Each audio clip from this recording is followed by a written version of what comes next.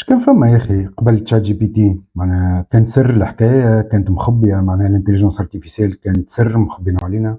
حكينا في الفيديو اللي قبل على ألان تورينج والكمبيوتر اللي أول كمبيوتر يتعمل عليه الكودينج وأول فكرة متاع سمارت كمبيوتر كما اللي نسميوها اليوم ذكاء اصطناعي AI. حكينا زاد على التورينج تيست معناها شنو اللي تنجم تسميه ذكاء اصطناعي هذا 1950 1956. ما وقفش التطور غادي بعد هذايا بعد البريود هذه بالبروغراماسيون بالليسب وغيره، وشركة اسمها انترناشونال بزنس ماشينز بالعربي آلات الأعمال العالمية اللي نعرفوها اليوم باسم اي بي ام.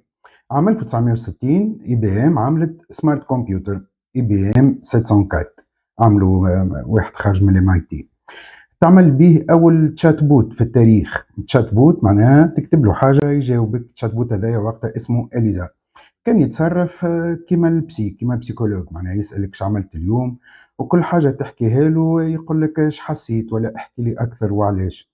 ومن غادي بدا الالام اللانجويج موديل، ومن بعده ولا ال ال ام لارج لانجويج موديل.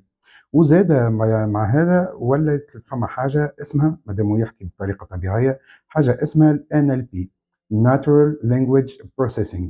في 1970 1980 بدأ اللي يتسمى البرولوج معناها. وبرولوج هو Programming Logic، معناها ولاو يتحطوا قواعد في البرمجة وفي الكودينج. في 1981 بدا الاكسبرت سيستمز. اكسبرت سيستمز ديما تذكرني في الاكس بي كما نعرفوا نحن ويندوز اكس بي وغيره. عام 1997 الحقيقه ظهرت الاي بي ام عملت موديل اي اي اسمه ديب بلو، حاجه وقتها شكوا فيها برشا. هذا ديب بلو اللي غلب جاسباروف في الشطرنج، معناها غلب اقوى دماغ بشري في الشطرنج. فما شكون يربح جاسباروف، غلبته وقتها الماكينه هو بيدو هاستر. حاجه وقتها كانت دليل واثبات اللي الانتليجنس ارتيفيسيال حقيقه وواقع قاعده الامور تتطور.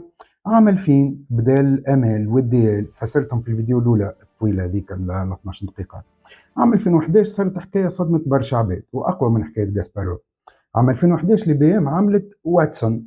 الموديل هذا يلعب لعبه اسمها جيبردي معروفه برشا في امريكا، وربح قدام اكثر زوز عباد تفوق في اللعبه هذه، اللي هي لعبه متاع سؤالات ومعلومات متفرقه وفلوس على كل سؤال.